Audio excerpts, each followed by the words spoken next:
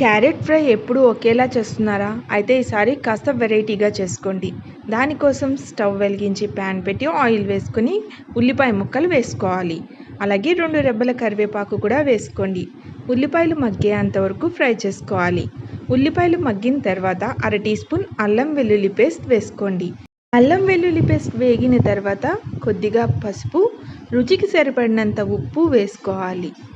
ఇవన్నీ వేసుకున్న తర్వాత మనం ముందుగానే కట్ చేసి ఉంచుకున్న క్యారెట్ ముక్కలు, మేమైతే సన్నగా తరిగిన క్యారెట్ ముక్కలు వేస్తున్నాం. ఇలాగైతే త్వరగా మగ్గుతాయి.